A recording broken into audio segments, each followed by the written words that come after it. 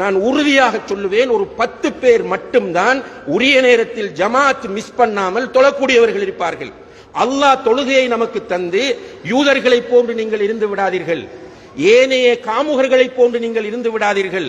உங்களிடத்தில் இயல்பாக நான் காமத்தை வைத்து படைத்திருக்கிறேன், அல் கரீசா அல் ஜின்சியா என்பதை படைத்திருக்கிறேன்.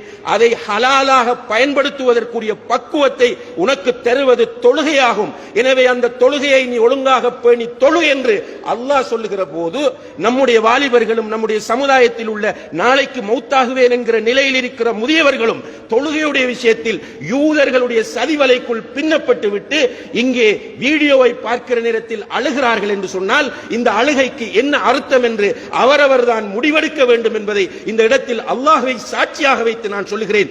இன்றிலிருந்தாவது நான் தொழ வேண்டும் என்று அல்லாஹ்விடத்தில் சத்தியம் செய்து ஒருவர் முடிவெடுக்கவில்லை என்று சொன்னால் அவருடைய நிலைமையை அவரே தீர்மானித்துக் கொள்ள வேண்டும். அதற்கு அல்லாஹ்வும் பொறுப்பல்ல, உலமாக்களும் பொறுப்பல்ல, சமூகமும் பொறுப்பல்ல, பெற்றோரும் பொறுப்பல்ல.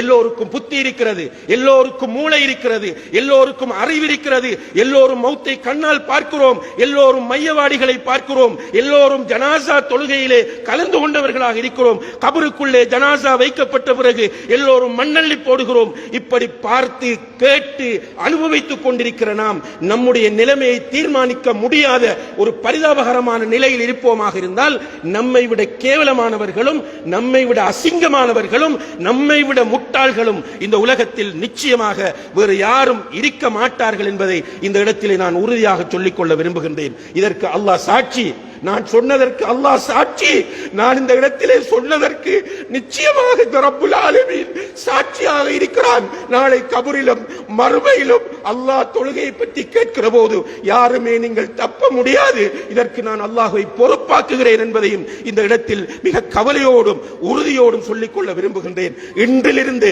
இங்கே எல்லோரும் நிதானமாக கேட்டுக்கொண்டிருக்கிறீர்கள். ஒவ்வொருவரும் உங்களுக்கென்று எடுங்கள். மற்றவனை பார்க்காதீர்கள், வாப்பாவை பார்க்காதீர்கள், கூட பிறந்தவனை பார்க்காதீர்கள், மகனை பார்க்காதீர்கள், மௌலவியை பார்க்காதீர்கள், நிர்வாகிகளை பார்க்காதீர்கள்.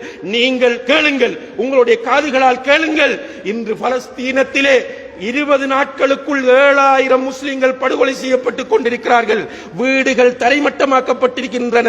நம்முடைய சகோதர சகோதரிகள், தாய்மார்கள், குழந்தைகள் இடிபாடுகளுக்கு இடையில் இன்னும் எத்தனை பேர் இருக்கிறார்கள் என்பது தெரியாது.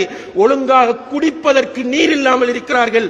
டாய்லெட் போவதற்கு பெண்களிடம் இல்லாமல் இருக்கிறார்கள். இந்த நிலையில் கண்ணியத்திற்குரிய சகோதரிகளே, நாம் குறைந்தபட்சம் நம்முடைய ரப்புக்கு நன்றி செலுத்துவதற்காக, நம்மை நாம் திருத்திக் கொள்வதற்காக நாம் 5 நேர தொழுகையை கூட தொழ முடியாத ஒரு கேவலமான நிலையில் இருப்போமாக இருந்தால் நம்மை என்னவென்று சொல்வது என்பதை நீங்கள் ஒவ்வொருவரும் முடிவெடுத்துக் கொள்ள வேண்டும் என்கிற பொறுப்பை உங்களிடத்திலே நான்